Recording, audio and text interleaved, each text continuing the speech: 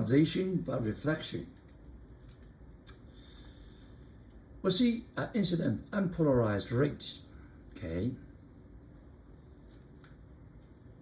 When it shines on the surface between air and glasses, okay, and let's resolve the electric field vector of the light into two components. Okay, the perpendicular component are perpendicular to the plane of the incident, and that's also the page of the figure. This one. Okay. These components are represented by dot, a little dot, the yellow dot. Okay, the yellow dot.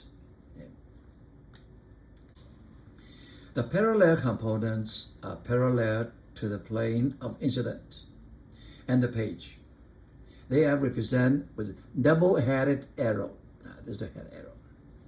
Because the light is unpolarized, these two components are of equal magnitude, dot and arrow, in this part.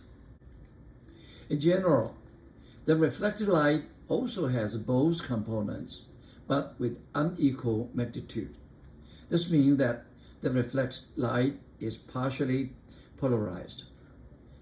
The electric field oscillating along the one direction have greater amplitude than those oscillating along other directions. However, when the light is incident at particular incident angle, we call a Brewster angle, theta b. The reflected light has only perpendicular component. That's all the dots, no arrow. Okay. As shown in the figure. And the reflected light is then fully polarized, perpendicular to the plane of incident.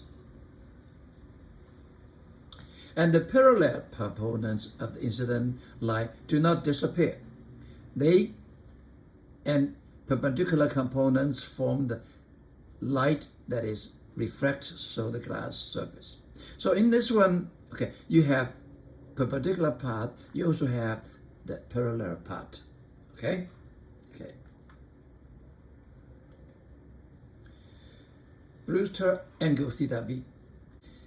In the reflected way, the parallel component is zero, only perpendicular. Okay? It's complete. So it's completely polarized. And the reflected line is partially polarized. Whole the parallel component goes through this one without loss, and some of it perpendicular light. And we have this condition just from experiment. Theta b, the angle of refraction is plus the angle is reflecting is 90 degrees. So we know this one, n1 sine theta b equal to n2 theta r. And theta r equal to 90 degrees minus theta b. So this is become n2 cosine theta b. And from this equation, we can find the theta b. Okay, which is move this one, and tan the theta b equal to n2 over n1. So theta b equals arctangent n2 and b. You look at this one. When the Brewster tell us the parallel parts never lost anything energy. They turn round.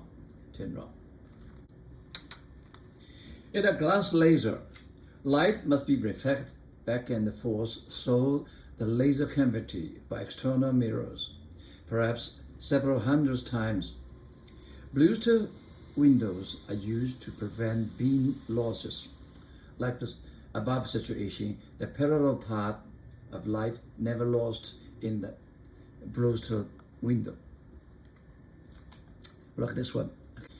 You know the parallel part never lost energy at its angle, Brewster.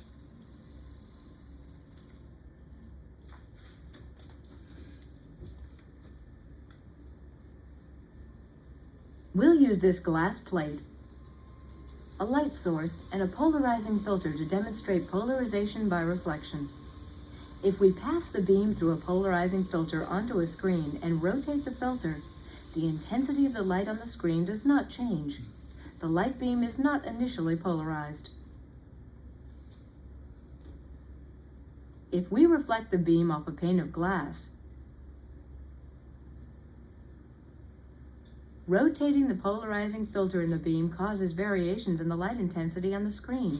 The reflected beam is polarized.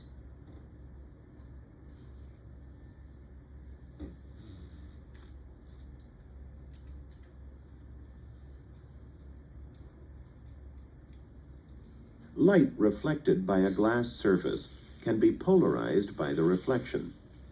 We'll demonstrate that effect using a light source and two glass plates.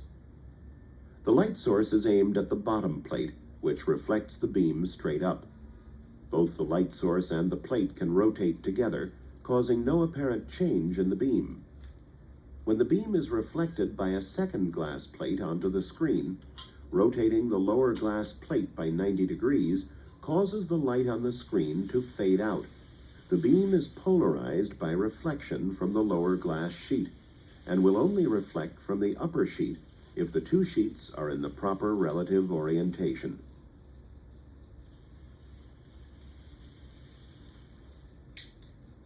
If we replace the glass sheets with two metal sheets, the effect can no longer be seen. Light is not polarized by reflection from metal surfaces.